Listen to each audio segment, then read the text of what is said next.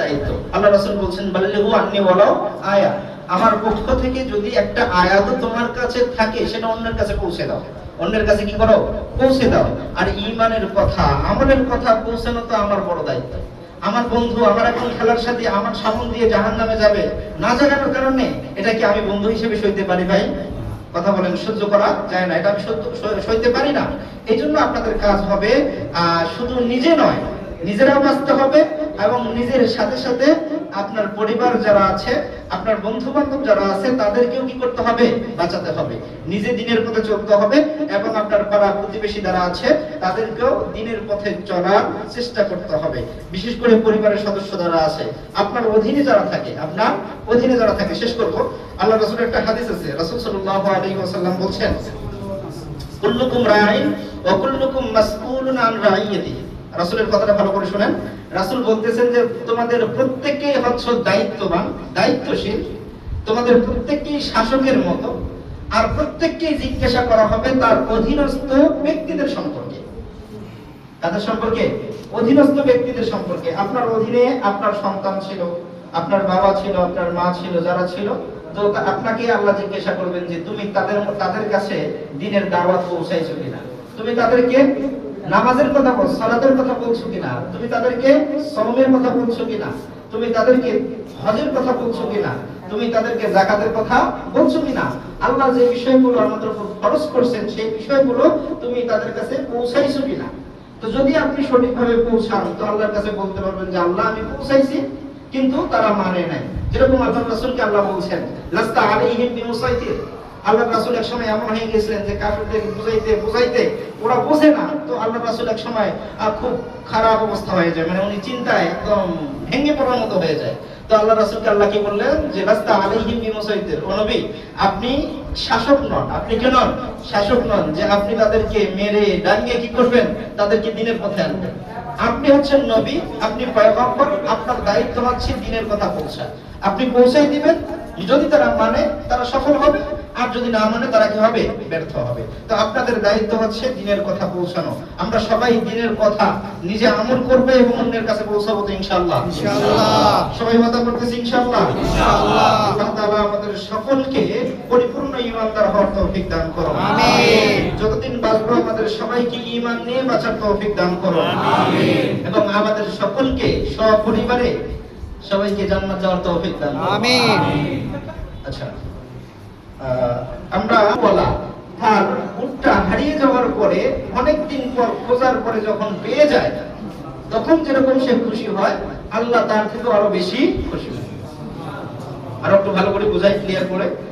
মনে করেন আপনি আপনার উটটা গাছের সাথে বেঁধে শুয়ে পড়ছিলেন, ছায়া কি করছেন? শুয়ে পড়ছেন।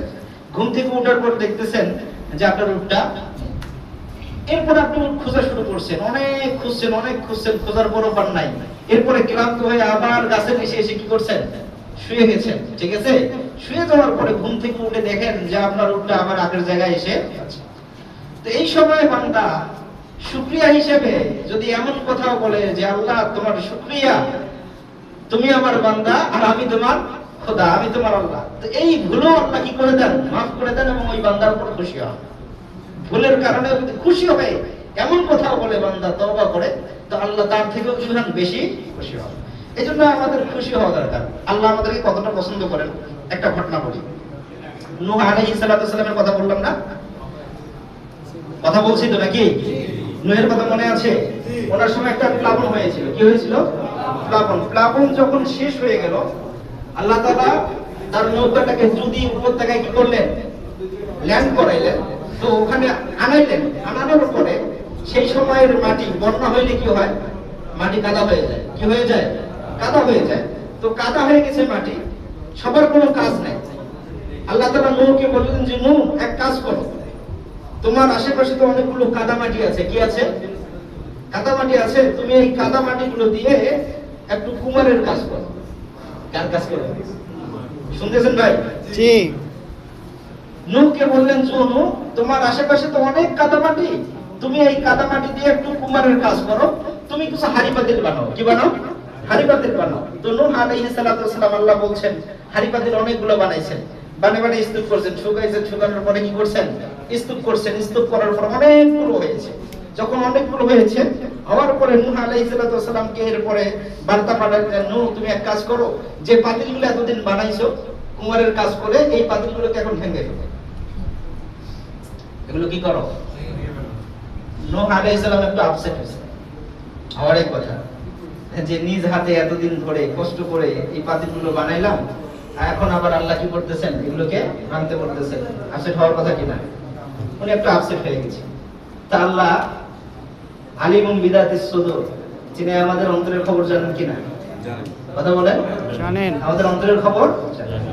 আল্লাহ অন্তরের বুদ্ধিও বুঝেন, আপনার অন্তরে কি ভাবতেছে সেটাও আল্লাহ জানেন। তো আল্লাহ বুঝছেন যে নূহের মন খারাপ হয়ে গেছে। তখন নূহকে আল্লাহ বলতেছেন যে নূহ, আমি মানুষকে বড্ড মহব্বত করে সৃষ্টি করেছিলাম, দুনিয়ার মানুষকে অনেক ভালোবেসে সৃষ্টি করেছি। নিজ হাতে বানাইছি আদমকে। আদমকে কি করেছি? নিজ হাতে বানাইছি। এত ভালোবাসার মানুষ, এত ভালোবাসার মানুষ। তুমি একটা দোয়া করেছো, আর এই দোয়ার কারণে আমি সমস্ত মানুষকে কি করে দিয়েছি? ধ্বংস করে দিয়েছি। তো তুমি চিন্তা করো যে তোমার এই দোয়ার কারণে আমি সমস্ত মানুষকে ধ্বংস করলাম, আমার কতটা খারাপ লেগেছে। আপনি একটু চোখ বন্ধ করে ভাবতে পারেন এই বিষয়টা, যে আল্লাহ, একটু চোখটা বন্ধ করেন, বন্ধ করে একটু ভাবেন যে আল্লাহ কি করতেছেন। যারা তাকে মানে না, যারা তাকে মানে না, রব হিসাবে মানে না, প্রতিপালক হিসাবে মানে না, এমন মানুষের জন্য আল্লাহ তাকে বোঝাচ্ছেন যে আমি এদেরকে কতটা ভালোবাসি, শুধু তোমার দোয়ার কারণে আমি এদেরকে কি করে দিয়েছি? ধ্বংস করে দিয়েছি। মুসা আলাইহিস সালামের কাহিনী, এক সময় অনাবৃষ্টি দেখা দিল, বৃষ্টি নাই। তো বৃষ্টি না থাকলে আল্লাহর নবীরা সালাতুল ইস্তিসকা করতেন, পানি প্রার্থনার জন্য একটা কি করতেন? নামাজ পড়তেন। তো মুসা আলাইহিস সালামের উম্মতরা এসে বলল যে বৃষ্টি হয় না, আপনি আল্লাহর কাছে দোয়া করেন। মুসা আলাইহিস সালাম সবাইকে বললেন যে চলো মাঠে চলো, আমরা আল্লাহর কাছে কি করব? দোয়া করব। সবাই মাঠে গেছেন, দোয়া করতেছেন। মুসা আলাইহিস সালাম নবী সবাইকে নিয়ে গিয়ে হাত তুলেছেন, দোয়া করতেছেন আল্লাহর কাছে, কিন্তু মেঘও দেখা যায় না। ওই আকাশের সূর্য যেমন ভাবে তাপ ছড়াচ্ছে ওভাবেই তাপ ছড়াচ্ছে, কোনো কিছুই কোনো পরিবর্তন নাই। নবীর দোয়া তো কবুল হয়, আল্লাহ বার্তা পাঠান যে হয়ে যাবে, কিন্তু মুসা দেখেন কোনো কিছুই হয় না। আকাশ যেরকম আছে ওই রকমই আছে, সূর্য যেভাবে আছে সেভাবেই তাপ ছড়াচ্ছে। তো একটা পর্যায়ে বার্তাবাহক ফেরেশতা জিবরিল আসলেন। কে আসলেন? জিবরিল আসলেন। জিবরিল এসে বললেন যে মুসা, আপনার এই দলে যারা ইবাদত করতেছে, আপনার আল্লাহর কাছে হাত তুলছে, তাদের মধ্যে অমুক পাপী একজন মানুষ আছে যে এই পাপটা করেছে। সে এত বড় জঘন্য পাপ করেছে যে ওই পাপের কারণে আল্লাহ আপনাদের কারো দোয়াই কবুল করতেছেন না।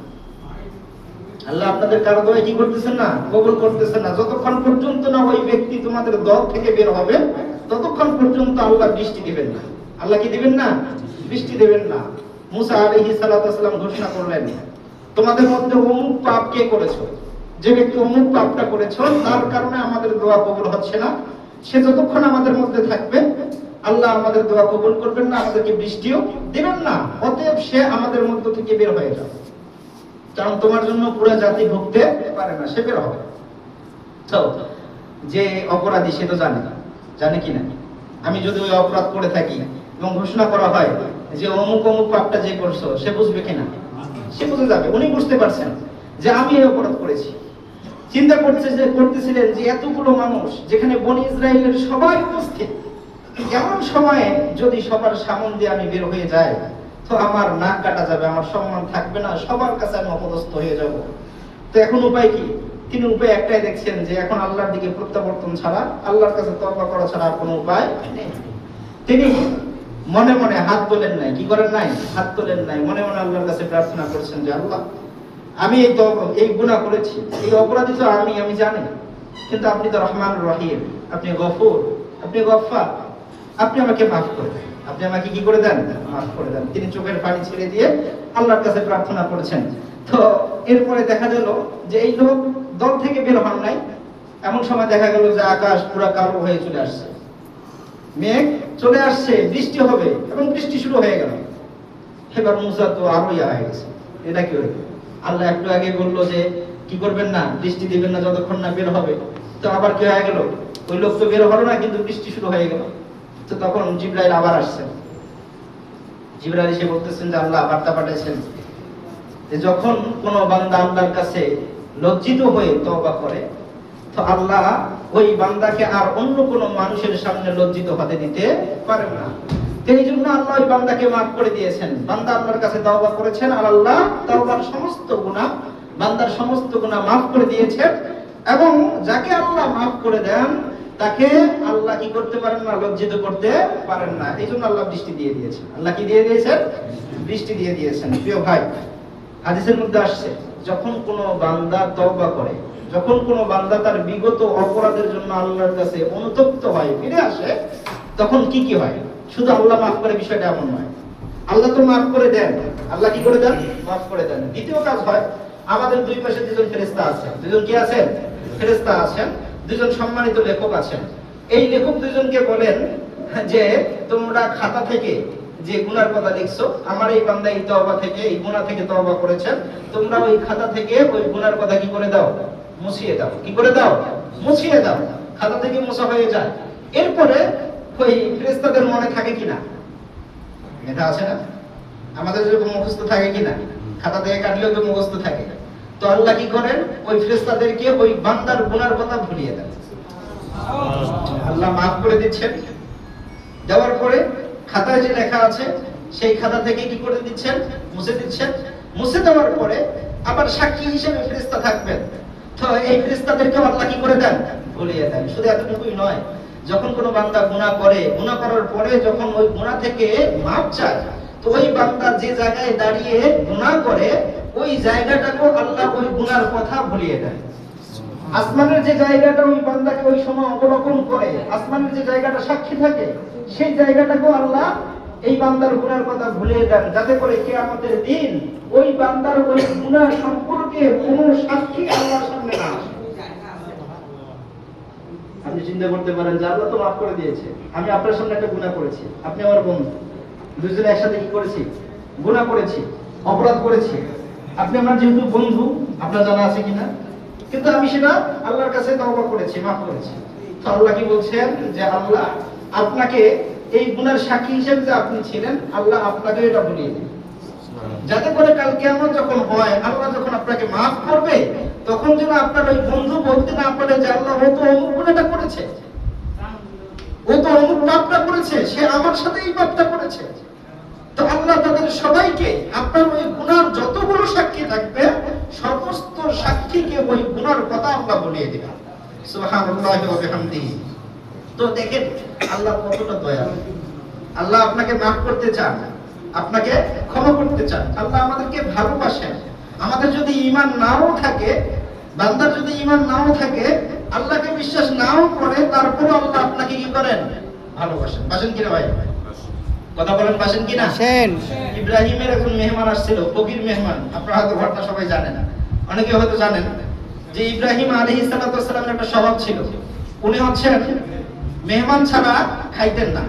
প্রতিদিন ওনার পাত্রে, ওনার দস্তরখানে একজন মেহমান নিতেন, মেহমান নিয়ে খাবার খাইতেন। তো একদিনের কথা, এক ফকির আসছিল। কি আসছিল? ফকির আসছিল। তো সেই ফকিরকে ইব্রাহিম আলাইহিস সালাতু ওয়াস সালাম ডাকতেছিলেন যে আমার সাথে খাবারে অংশগ্রহণ করো। ফকির আসছিল, আসার পরে ইব্রাহিম আলাইহিস সালাতু ওয়াস সালাম হাত ধোয়ার পরে খাবার লোকমা নেবেন, ফকিরও লোকমা নিয়েছেন, মুখে দিবেন। তো ইব্রাহিম আলাইহিস সালাম ফকিরের হাত ধরে ফেলছিলেন। হাত ধরে ফেলে তাকে বলছিলেন যে কুল লা ইলাহা ইল্লাল্লাহ, কুল বিসমিল্লাহ। কি বলো? বিসমিল্লাহ বলো, বিসমিল্লাহ বলে খাও। তো তখন ওই ফকির কি করেছিল? খাবার রেখে দিয়েছিল, খাবার রেখে দিয়ে চলে গেছে। তো ফকির বলেছিল যে আমি এতদিন খাইলাম, বিসমিল্লাহ বললাম না, আর আজকে তোমার খাবো, এইজন্য বিসমিল্লাহ বলতে হবে, আমি খাবো না। ইব্রাহিমও অটল বান্দা, তিনি বলছিলেন যে বিসমিল্লাহ বলবো না তো তোমার দরকার নেই, তুমি গড়গড় চলে যাও, তোমাকে আমি খাওয়াবো না। তো যখন চলে গেছেন, আল্লাহ তাআলা ইব্রাহিমকে ওহী পাঠাইছিলেন। ইব্রাহিমকে বলছিলেন যে ইব্রাহিম তুমি এটা কি করলা? আমি তো আমার নাম ছাড়া, আমার বিশ্বাস ছাড়া তাকে এত বছর, তার যতদিন হায়াত আসছে এত বছর খাওয়াইছি, আর তুমি একদিন একবার আমার বান্দাকে আমার নাম ছাড়া খাইতে দিলে না। চিন্তা করতে পারেন যে আল্লাহ বান্দাকে কতটা ভালোবাসেন।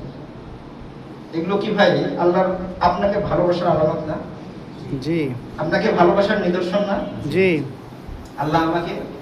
আল্লাহ আপনাদেরকে আগুনে জ্বালাতে চান না। আমাদেরকে আগুনে জ্বালিয়ে আপনার কোনো লাভ আছে? কথা বলেন না। আমাদেরকে জান্নাত দিয়ে আল্লাহর কোনো ক্ষতি হবে? আপনারা সবাই প্রায় আমার মনে হয় স্টুডেন্ট, অধিকাংশ মানুষ স্টুডেন্ট। তো আপনারা শিক্ষিত পারসন, শিক্ষিত মানুষ, আপনারা বুঝবেন যে মহাবিশ্বে কি কি আছে। আমাদের এই আর্থ, আমাদের পৃথিবীর থেকে কত বড় বড় গ্রহ নক্ষত্র আছে, কত কিছু চলতেছে। তো এই সমস্ত কিছুকে যিনি চালাচ্ছেন, সেখানে আমাদের মতো মানুষ, আমাদের দুনিয়ার কোনো দাম কি আছে?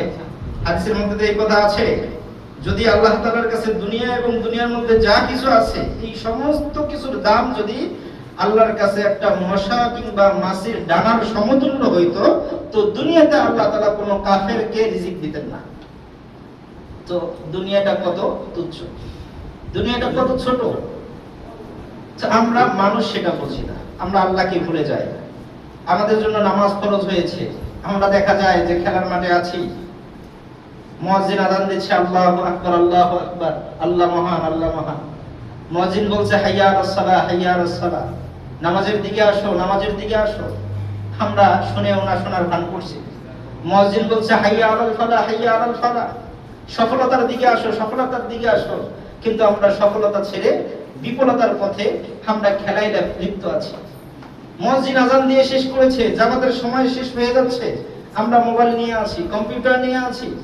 আমরা মুয়াজ্জিন ডেকে যাচ্ছে, ফজরে ডেকেছে আমরা শুনি নাই, যোহরে ডেকেছে আমরা শুনি নাই, আসরে ডেকেছে আমরা তখনও শুনি নাই, মাগরিবে ডেকেছে তখনও শুনি নাই, ইশা ডেকেছে তারপরও আমরা শুনি নাই। আমরা ডুবেছিলাম আমাদের নিজের পৃথিবীতে, আমরা ডুবেছিলাম আমাদের নিজের বানানো এক রঙিন দুনিয়ায়, যে দুনিয়া আমাদের সবাইকে আল্লাহ ভুলে দিয়েছেন, যে দুনিয়া আমাদের সবাইকে আমাদের কোরআন ভুলে দিয়েছেন, যে দুনিয়া আমাদের সবাইকে আমাদের রাসূল ভুলে দিয়েছেন, নবী ভুলে দিয়েছেন। আমরা আমাদের রবের কথা ভুলে গেছি এই রঙিন দুনিয়ার কারণে। কোন দুনিয়ার কারণে? রঙিন দুনিয়ার কারণে আমরা ঈমানের কথা ভুলে গিয়েছি। প্রিয় ভাই আমার, ঈমানের কথা বললে চলবে না। ঈমান না থাকলে আপনাকে কেউ